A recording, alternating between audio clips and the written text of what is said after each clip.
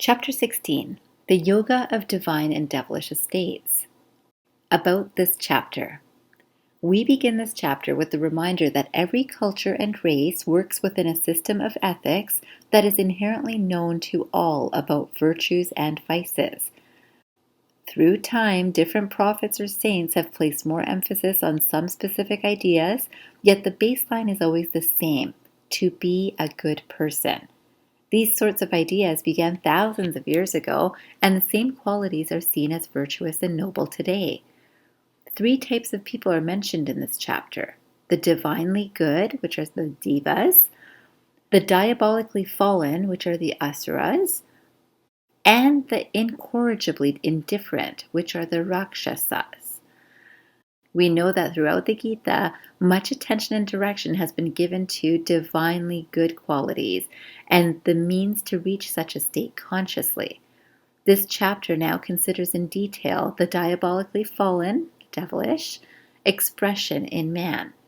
The incorrigibly indifferent is not given as much attention since, for that nature, as Swami Chinmayananda writes, no conscious self-development program is ever possible unless it is broken, recast, and molded again by the relentless hand of adversity.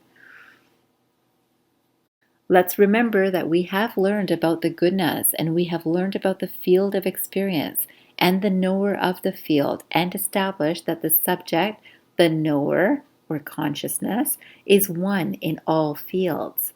We know that because the fields are expressed by people of different temperaments or gunas, that no 2 individuals can experience any given field in the same manner.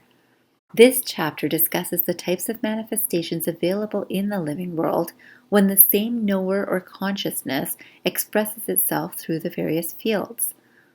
The Gita does not classify mankind as good or bad with a promise to paradise for the good and the depths of hell for the bad. The discussions in this chapter are from the result of scientific observations made by saints and sages throughout time in the physical, mental, and intellectual behaviors when the knower or consciousness moves through a disciplined field and undisciplined field of experience. In this chapter, Krishna is very clear when speaking with Arjuna that there are those born to a divine nature which brings the noble traits to a cultured person living a spiritual way of life.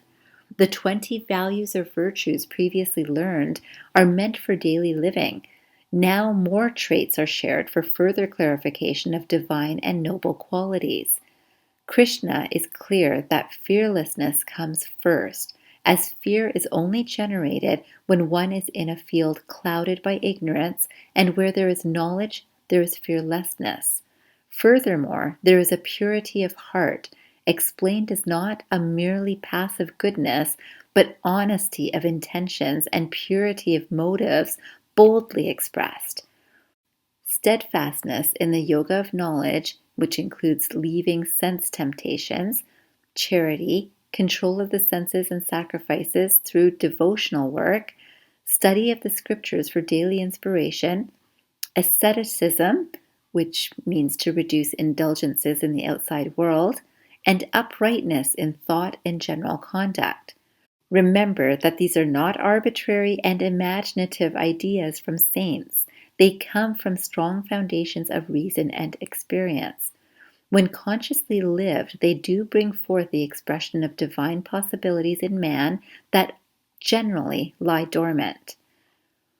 The divine mental contents are also listed of such a nature: harmlessness, truth, which is similar to uprightness, even temper, which is the absence of anger, spirit of renunciation, peacefulness or quietude, absence of crookedness, a non-malicious tongue, compassion, which is a tenderness, non-covetousness, which includes controlling sense indulgence, gentleness and modesty, absence of fickleness, not unnecessarily moving limbs, which is a sign of a restless mind, vigor, a brilliant glow, which comes from within and experienced by peace, love, and joy for all, lighting up the person.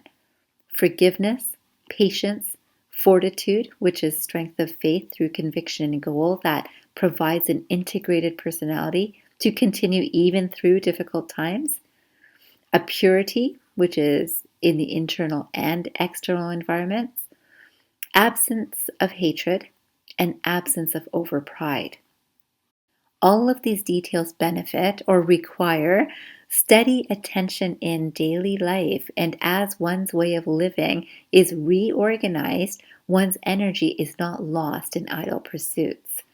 Now the quality of those born to the demonic nature are described. This nature displays hypocrisy, which is ostentatious, which has a superficial glow of goodness and purity, religiosity and sincerity that covers the mean motives and ugly intentions, arrogance, which has an endless pride of learning, gaining wealth, pride about family or friends, and lives in a world of imagined self-importance that drives away all inward peace, which leads him or her to loneliness and dreams of his or her glories that only he or she can see and leads to self-conceit. Anger, because he or she finds the world's estimate of him or herself is totally different from own estimate, all part of self-delusions, and expects the world to be as he or she wants it to be. Such people are termed in this chapter to be diabolically fallen. The divine nature is destined for liberation. The demonic is destined to bondage. Arjuna is assured by Krishna that he is of divine birth. Important to note is that in the space between lives, souls choose to re-enter the earthly realm. The soul is attracted to a particular womb to develop a body and mind that will express its desires through a particular combination of the qualities of nature. Once born, the soul is bound to follow the nature chosen, but each can still choose the destination to reach based on how it lives in its present life.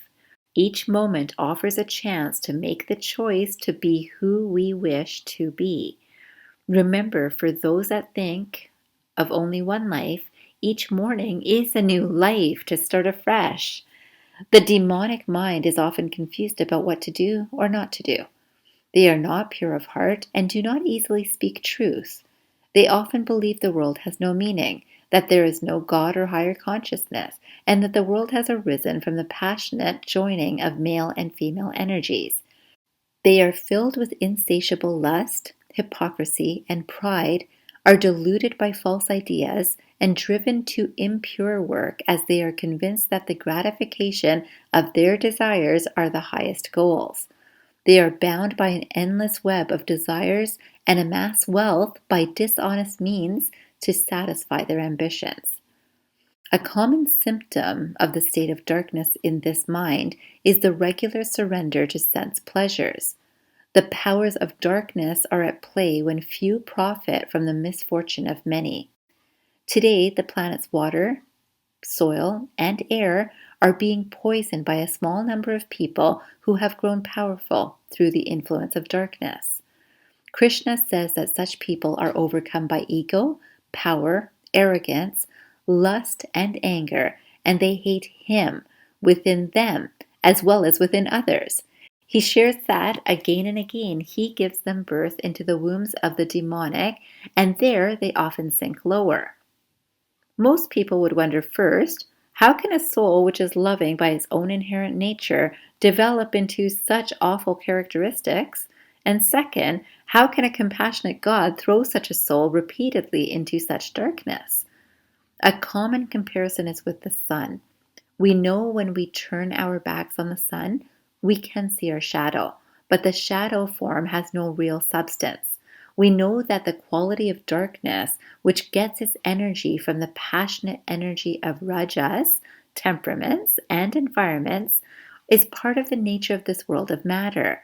Its basic characteristic is that of ignorance or lack of understanding. A person covered in darkness does not correctly see right from wrong and does not have regard for scriptures or sages. Yet we remember that God or higher consciousness is neutral towards all beings and responds to the desires of each without prejudice. He does not forget the soul, and he will give such an experience to souls that wish to forget him. Yet, the light of grace may also fall upon such souls that awaken from the nightmare they may find themselves participating in. Some readers may have noticed that the sections of this chapter do focus on the materialist, and we are seeing the darkness discussed in this chapter is about darkness and the demonic nature, which we know that all have within them as the possible blend of the rajasic or tamasic gunas. We also know this quality may be present in any experience, even from one who has fallen into this energy from a predominantly sattvic personality through the regular company of those lost in darkness, or by behaviors or sense obsessions, really, that can lead one to the space. The gates or doors to darkness are also those that can lead to self-destruction. These are lust, anger, and greed. These are expressed by Krishna to Arjuna as those to give up. The person who escapes these gates works towards self-improvement and reaches the supreme destination or liberation. He explains that those who behave whimsically and reject such teachings are unable to achieve perfection, sustain joy, or the highest goal of liberation or moksha. Remember that we learned through the last chapter that the world is dominated by passion found through rajas, which allows action. And Krishna's advice has already been to neither condemn nor encourage such experiences, since aversion is just another side of attachment. We know that the urges of lust, anger, and greed are strongly encouraged by commercial interests that seek to profit from these aspects of human nature. This is leading to the creation of weapons of destruction, loveless sex, and intoxication fed by substances and experiences. The teachings of all spiritual tradition in the world agree that lust, anger, and greed must be overcome to achieve peace in the world. Remember that when the doors or gates to darkness are closed, the light is shut out and people forget their soul energy as they bind themselves to the worldly pursuits of desires and temporary pleasures. This is the greatest loss, and the greatest gift to give each other is a desire to reawaken each to their own divine nature to bring to them and the world renewed truth, hope, and joy. The last 2 chapters in this book describes the qualities found in nature to inspire people to understand this natural gift of brilliance. Chapter 16. The Yoga of Divine and Devilish States. For the healthcare guru. We may like to believe that the world of healthcare is filled with compassion, honesty, and virtue. And some of it is. Yet there is also the darkness in this field that is felt everywhere else too. Healthcare may be even more guilty of discreet darkness that is hidden with the superficial air of integrity and kindness. This is because in our work, our clients are vulnerable and have strong faith and trust in our work. Even if a new client arrives, he or she is in a space of vulnerability and need. So we turn our attention to health providers. And remember, this may be the friend or family member that is helping a loved one, but definitely applies to people who have chosen to work in health as their chosen profession. Every year, we can see that greed does infiltrate everything from hospitals to one-on-one care. If someone can gain profit from having knowledge or a service or product that people may be interested in getting, the commercial nature can creep in. Lust is often felt in clinical settings between practitioners and patients, sometimes expressed and many times not. Every year, practitioners are taken to court for inappropriate behavior or sexual misconduct charges. Some get public attention and many do not. Anger runs rampant in many healthcare settings, sometimes towards patients, sometimes with colleagues, and many times at the workplace itself because of high demands and unhealthy working hours.